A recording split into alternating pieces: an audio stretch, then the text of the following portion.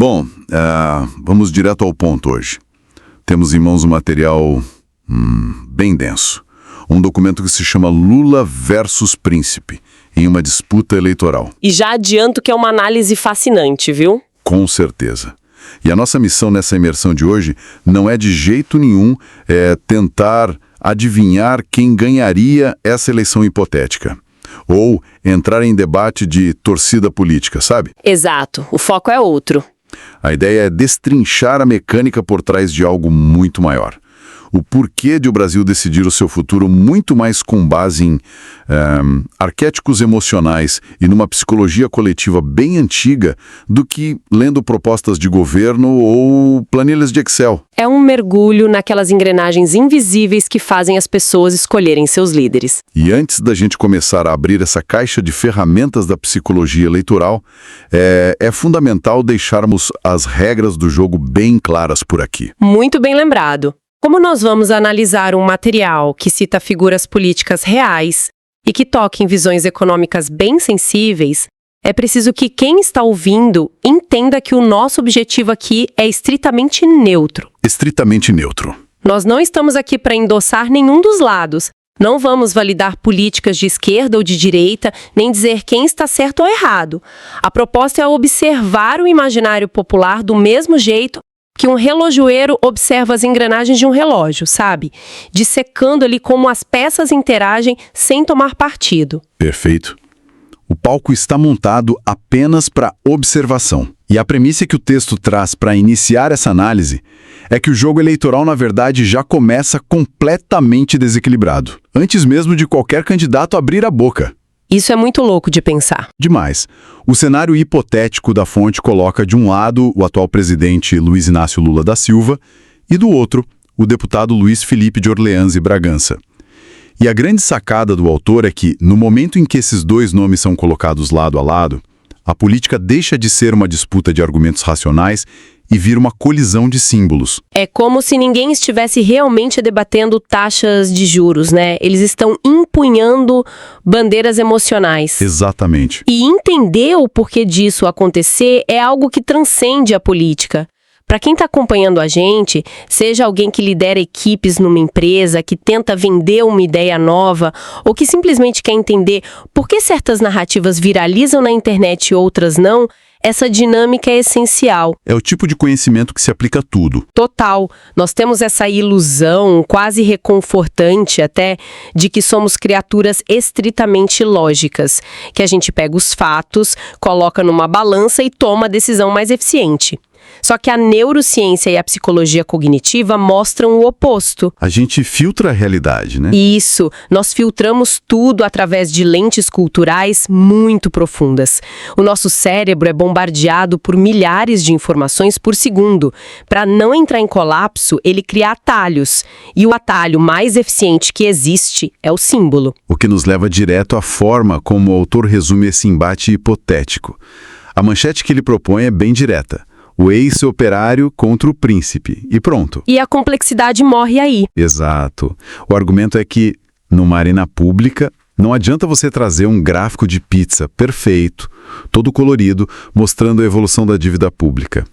Se do outro lado tem uma narrativa simplificada que se encaixa num arquétipo que as pessoas já conhecem, essa narrativa vai engolir a planilha no café da manhã. Sem dúvida nenhuma. O cérebro não passou milhões de anos evoluindo na savana para compreender relatórios de responsabilidade fiscal ou conceito de juros compostos. E esse é ótimo se tivesse, mas não foi o caso. Pois é, ele evoluiu para prestar atenção em histórias de sobrevivência, para identificar quem pertence à tribo, quem é o protetor, quem é o predador. O material argumenta que quando o eleitor olha para esse cenário, a mente dele está rodando um programa em segundo plano, fazendo perguntas bem primais. Tipo, quem é que representa a minha dor? Exatamente. Quem representa o privilégio de quem nunca sofreu? Ou quem é a encarnação da justiça e quem é o símbolo da hierarquia intocável? Mas espera aí, vamos fazer o papel de advogado do diabo por um momento. Quem está ouvindo a gente agora pode pensar o seguinte. Certo, a emoção importa.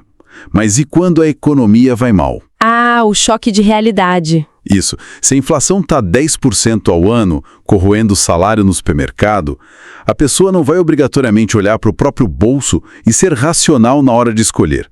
A planilha não ganha da narrativa num cenário de crise aguda. Olha, o texto diz que essa é a grande armadilha.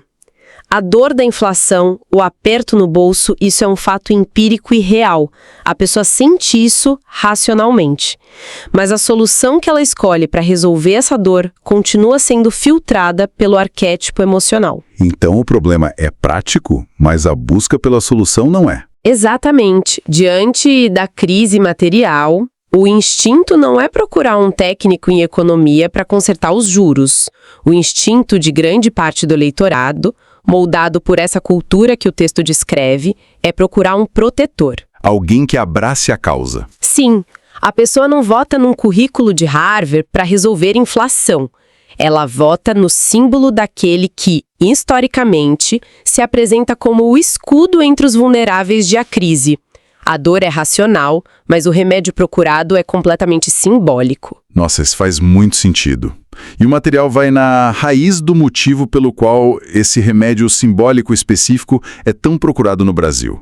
Não é só dizer que o ser humano gosta de histórias, mas que existe uma história muito específica que funciona por aqui. Uma história de séculos. Exato, tem a ver com a nossa herança. O texto cita a nossa matriz cultural ibérica e a tradição católica profunda. Para traduzir isso para o dia a dia da nossa audiência, é basicamente a diferença entre enxergar o Estado como um juiz de futebol ou como um pai de família, certo? Essa analogia é perfeita. No modelo de um juiz de futebol, que é bem mais comum em tradições anglo-saxônicas, a expectativa é que o Estado apenas garanta que as regras sejam iguais para todos. Se você treinou mais, você ganha. Se tropeçou, o juiz não vai parar o jogo para te levantar. É bem isso. Já no imaginário moral ibérico e católico que formou o Brasil, essa visão é percebida como fria, quase cruel. Nessa matriz, o líder não é um árbitro que fica lá distante apitando. Ele é uma figura paterna. E o que se espera de um pai? Que ele proteja, que ele distribua os recursos da casa, intervenha ativamente quando um filho está passando necessidade e corrija as desigualdades com as próprias mãos. A governança, nesse caso, tem um aspecto familiar, caloroso e muito intervencionista. Quando você vira presidente, você vira pai de todo mundo. É bem nesse ponto que a análise sobre o arquétipo do Lula ganha muito peso no texto, porque o autor sugere que ele transcende a figura daquele político burocrático de terno e gravata. Ele meio que hackeou, ou melhor, encarnou esse arquétipo católico e ibérico por completo. A própria história de vida dele faz esse papel, né? Totalmente. A biografia dele funciona como o roteiro perfeito dessa mitologia. É a jornada do herói clássica. Ele sai da base da pirâmide, sobrevive à extrema pobreza, chega ao topo e passa a ser visto como o grande guardião provedor.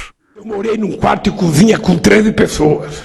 Então, eu tenho consciência o que esse povo está passando. Desculpa, eu tenho que atender o mercado. Eu preciso atender a Faria Lima. Eu preciso ter responsabilidade fiscal. Eu preciso manter teto de gasto. E o teto de comida, e o teto de emprego, e o teto de salário, e o teto de saúde. Quem é que vai devolver para esse povo? Não se trata mais do plano de governo de 200 páginas que o partido lança. É sobre a presença dele. Sim. A figura dele vira a personificação do cuidado paterno que a nossa cultura exige. E a força disso, segundo o documento, é que essa biografia funciona como um selo de autenticidade para o arquétipo. Ele não precisa explicar com dados que entende a pobreza. A trajetória já é a prova social que o imaginário popular precisa. E o contraste com o outro lado da disputa é o que deixa as engrenagens dessa cultura mais evidentes ainda. Com certeza. Quando o texto olha para Luiz Felipe, a simbologia que ele carrega é apontada como o inverso completo. Ele não evoca essa proteção paternal. Os símbolos associados a ele e ao discurso dele são o mérito, a responsabilidade individual, a ordem das instituições, a impessoalidade e a liberdade econômica. O que faria o Brasil deixar de ser atrasado? É a nossa organização política. Se ele é organizado para distribuir renda, é o que nós temos hoje. Se ele deveria ser organizado para garantir liberdades, é outro Estado. Se ele é para ser centralizado em Brasília, é o que temos hoje. Se ele é para descentralizar e deixar os municípios e os estados membros mais autônomos, é outro estado. Se ele é um estado totalitário que vai definir tudo que você pensa, tudo que você consome, então é o que temos hoje. Se você quer um estado em que o indivíduo defina seu próprio destino, seu autogoverno, defina suas escolhas, é outro tipo de estado. Paramos para pensar e falar que tipo de estado nós queremos. Fomos aceitando as narrativas predominantes do momento, então nós temos o resultado disso. Então o Estado brasileiro é um grande problema. Então esse é o gargalo nosso. Ponto. E é engraçado pensar que se a gente pegasse esse exato conjunto de valores, impessoalidade, mérito, redução do Estado, e jogasse numa eleição nos Estados Unidos ou na Suíça, isso poderia ser a receita de uma vitória esmagadora. São virtudes super celebradas nesses lugares. Sim, mas voltando para a lente da cultura brasileira que o texto descreve, esses conceitos colidem de frente com um muro invisível. Colidem porque, dentro desse imaginário católico tradicional que a análise aponta, a própria riqueza carrega uma espécie de suspeita moral intrínseca. A desigualdade econômica não é vista simplesmente como uma consequência matemática de um mercado livre, onde uns acertam e outros erram. Ela é lida quase como um pecado original, né? Exato, como uma falha moral da sociedade. Então, quando um candidato sobe num palanque aqui e começa a falar sobre a necessidade de responsabilidade fiscal, de cortar gastos ou de premiar puramente o mérito, ele acha que está dando uma aula excelente de macroeconomia. Mas para quem ouve... Para quem ouve, através desse filtro cultural, ele soa egoísta.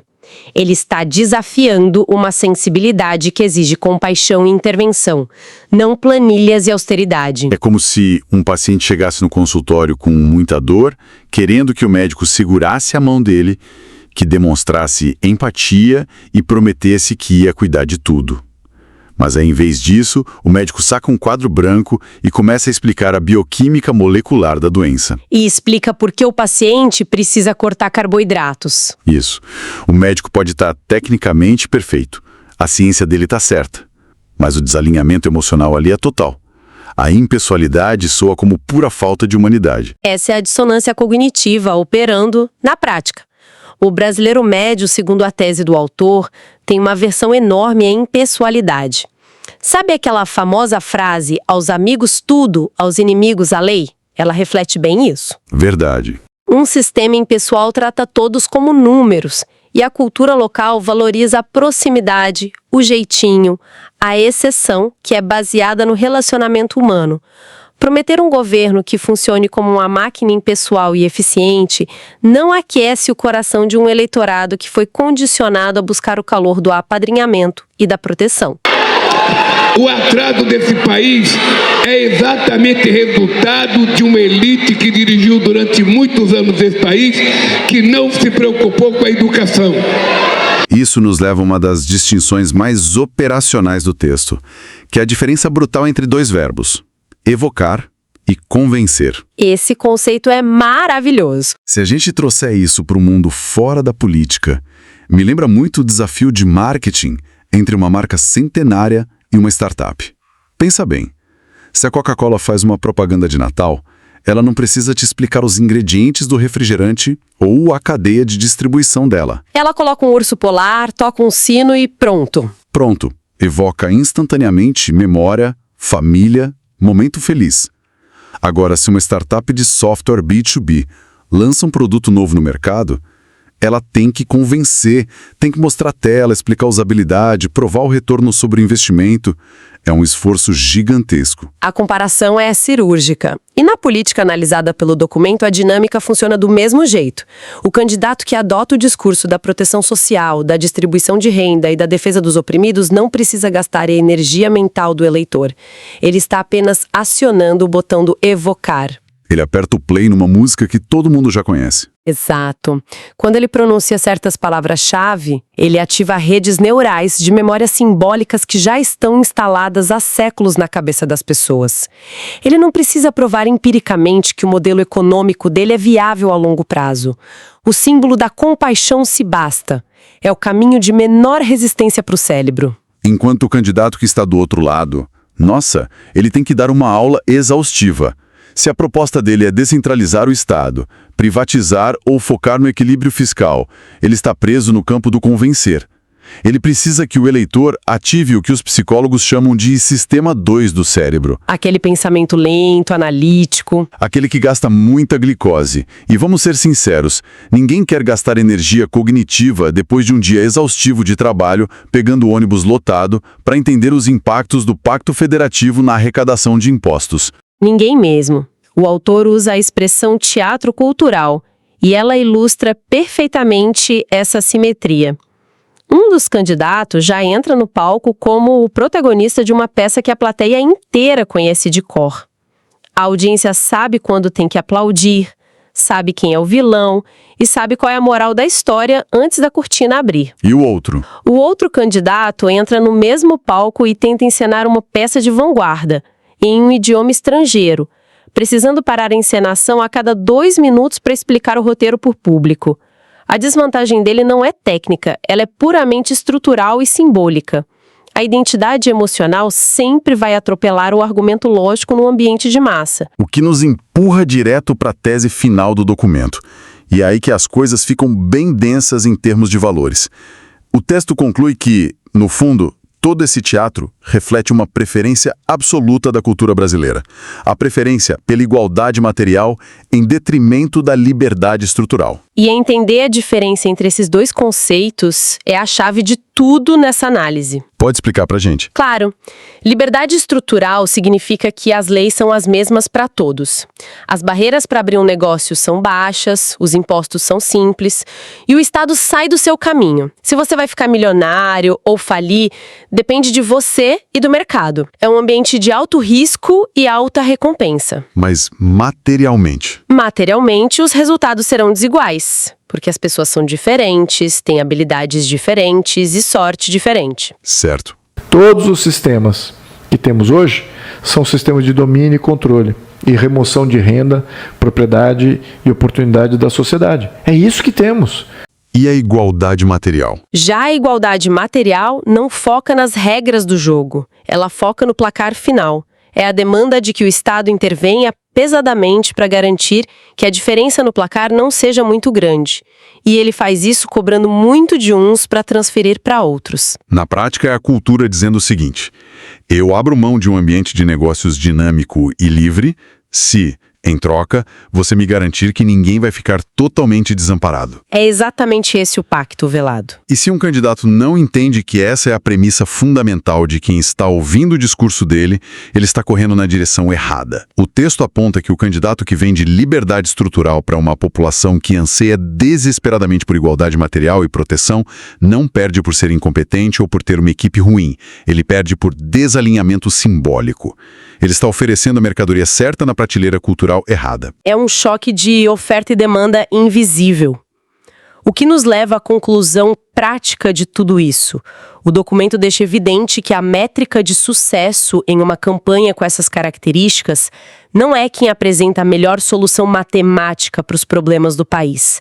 A métrica é quem consegue se tornar o avatar mais convincente da emoção dominante. Se o jogo é vencido pelos símbolos, a racionalidade técnica passa a ser, no máximo, um acessório. Um mero detalhe. Um detalhe para acalmar o mercado financeiro.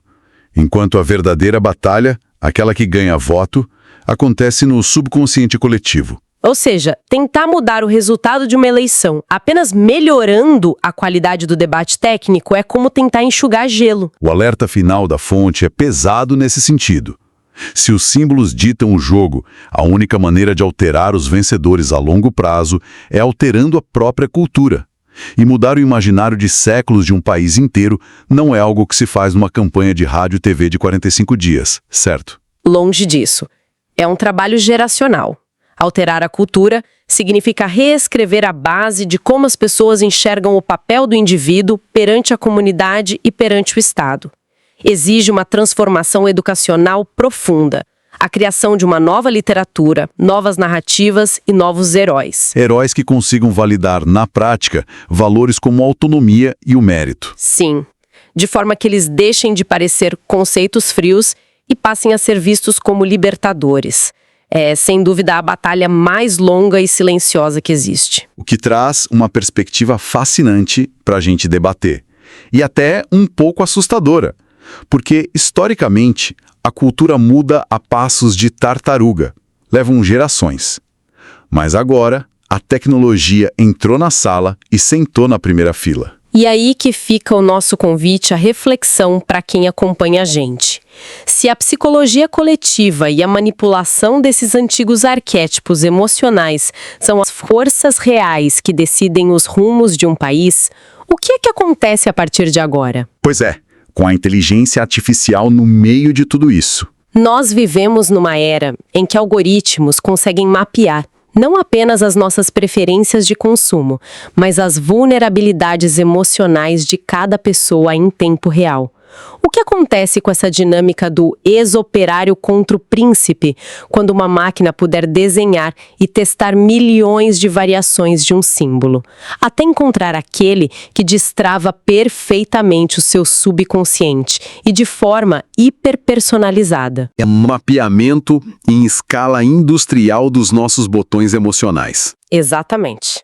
Se a batalha atual já é travada no escuro da intuição, será que a tecnologia vai tornar as engrenagens desse teatro cultural impossíveis de serem detectadas pela nossa mente consciente?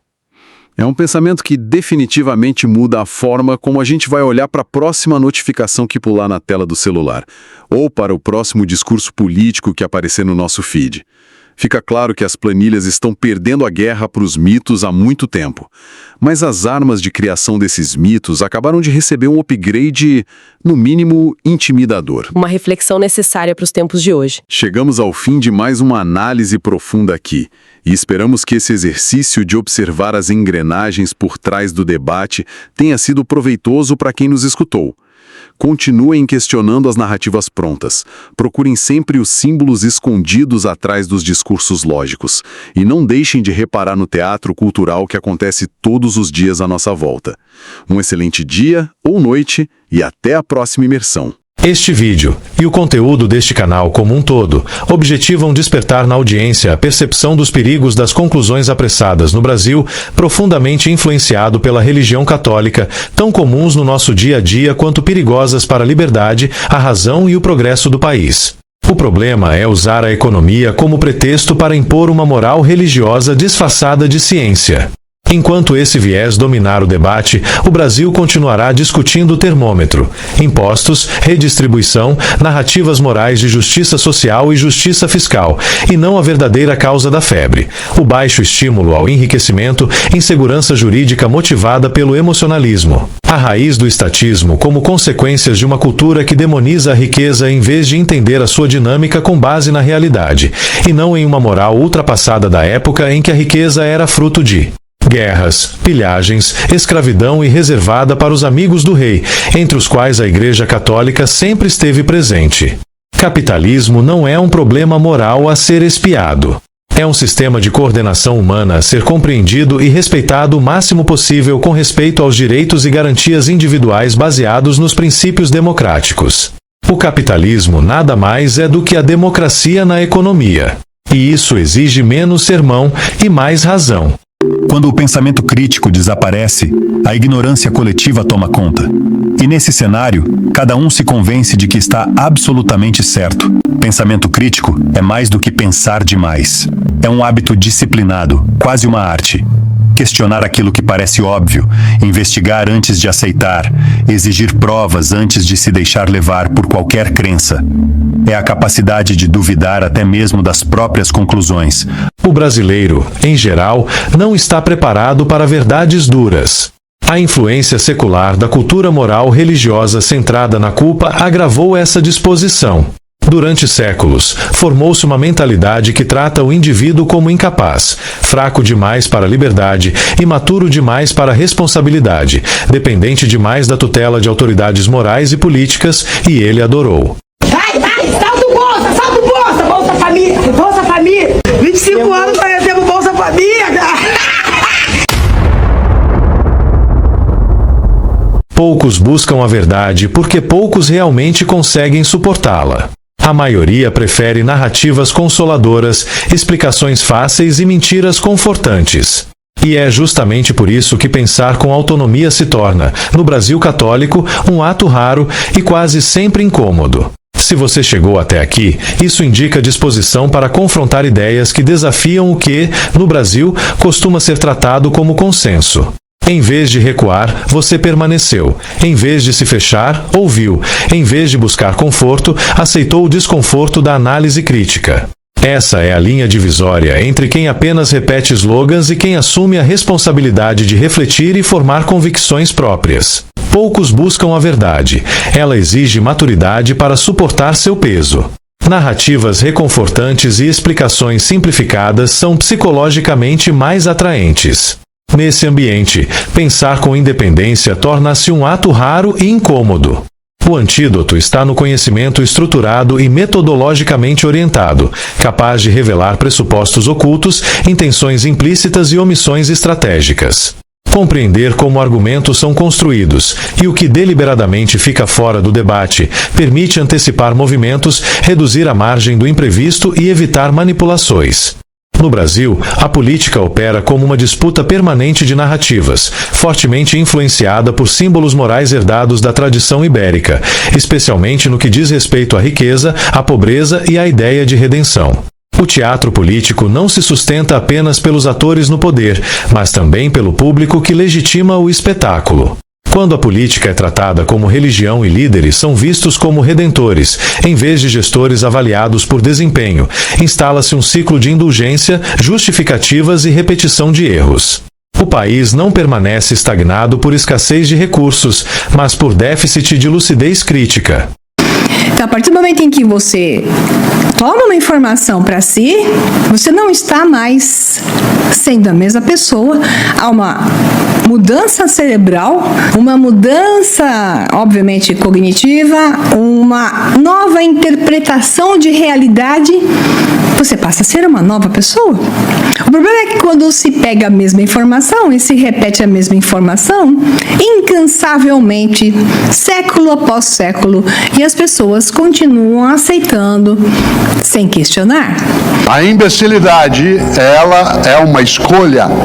Há pessoas que têm deficiência. Isso não é escolha. Ser imbecil é uma escolha. Se você chegou até aqui, é porque este conteúdo fez sentido para você. Portanto, considere apoiar o canal. Inscreva-se, deixe seu like e compartilhe este vídeo com pessoas que valorizam pensamento crítico e curiosidade intelectual. Assim, você contribui para ampliar o alcance de ideias relevantes e fortalecer um debate mais qualificado. Parabéns pela atenção até aqui e até o próximo vídeo.